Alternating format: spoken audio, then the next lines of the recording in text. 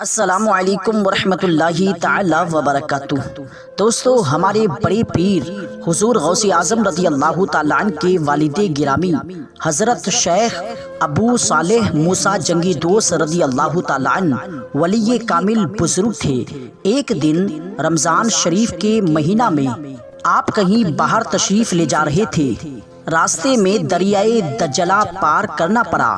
اس میں سے ایک سیب بہتا ہوا جب آپ کے قریب آیا تو آپ نے اس سیب کو اٹھا لیا اور اسی سے روزہ افطار کیا۔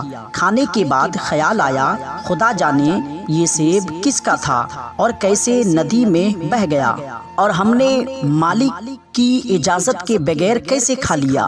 بغیر اجازت کھا لینا آپ کے تقوی کے خلاف محسوس ہوا، اور خیال آیا کہیں ایسا نہ ہو کہ قیامت کے دن یہ سیب عذاب کا سبب بن جائے اور ہم خدا کی بارگاہ میں گرفتار ہو جائیں۔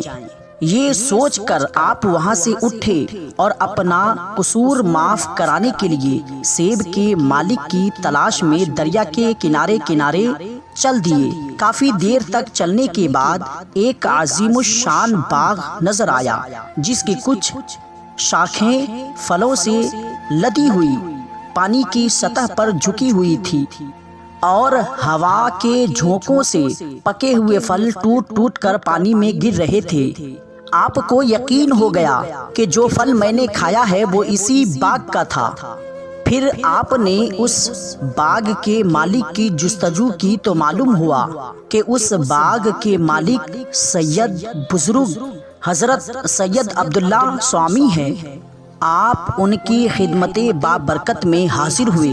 حضرت سید عبداللہ سوامی رضی اللہ تعالیٰ عنہ نے اللہ تعالیٰ کی دی ہوئی طاقت روحانی کشف سے جان لیا کہ یہ جوان بچہ جوان صالح ہے۔ فرمایا، اے جوان صالح، اس غلطی کو معاف جب کروں گا کہ تجھے 10 سال تک میرے باغ کی دیکھ بھال کرنا ہوگی۔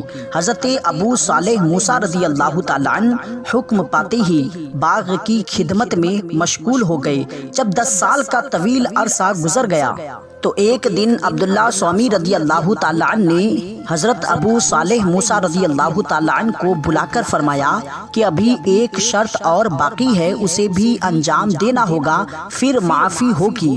وہ شرط یہ ہے کہ میری ایک لڑکی ہے جس میں 5 عیب ہے۔ پہلا عیب وہ اندھی ہے، دوسرا عیب وہ بہری ہے، تیسرا عیب وہ گونگی ہے، چوتھا عیب وہ لنجی ہے، 5واں عیب وہ لنگڑی ہے۔ اس سے آپ کو نکاح کرنا ہوگا۔ حضرت ابو صالح موسیٰ رضی اللہ تعالیٰ عنہ یہ سن کر سوچ میں پڑ گئے۔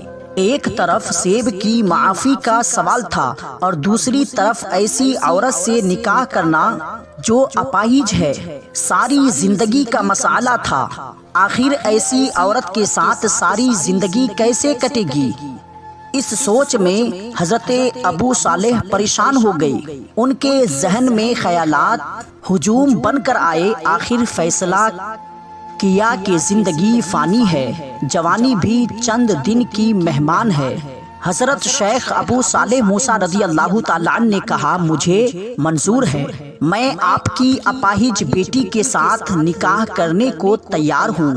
یہ سن کر حضرت عبداللہ سوامی رضی اللہ تعالیٰ عنہ نے سیب کی غلطی کو معاف کر دیا، نکاح ہو گیا۔ جب حضرت ابو صالح موسیٰ رضی اللہ تعالیٰ عنہ اپنی بیوی کے پاس گئے تو دیکھا ان کے تمام اعضاء درست ہیں۔ ایک نہایت ہی خوبصورت تندرست لڑکی بیٹھی ہے۔ اس حسن و جمال کے پیکر کو دیکھ کر خیال کیا شاید کوئی اور لڑکی ہے، جلدی سے باہر نکل گئے۔ حضرت عبداللہ سوامی رضی اللہ تعالیٰ عنہ سے ملاقات ہوئی اور کہا، یہ تو کوئی اور عورت ہے، اس میں تو کوئی عیب نہیں ہے اور اپنے حسن و جمال میں بے مثال ہے۔ حضرت عبداللہ سوامی رضی اللہ تعالیٰ عنہ نے فرمایا، اے جوان صالح، یہی تیری بیوی ہے۔ میں نے اپنی بچی کے اوصاف بیان کیے تھے، اس کا مطلب یہ تھا وہ اندھی ہے، یعنی اس نے کبھی نامحرم کو نہیں دیکھا۔ وہ گونگی ہے، یعنی کبھی اس نے بد کلامی نہیں کی۔ وہ بہری ہے، یعنی اس نے آج تک کسی غیر مرد کی آواز نہیں سنی۔ وہ لنجی ہے، یعنی کبھی اس نے بری چیزوں کو ہاتھ نہیں لگایا۔ وہ لنگڑی ہے، یعنی کبھی اس نے اپنے قدم کو برے راستے پر نہیں رکھا۔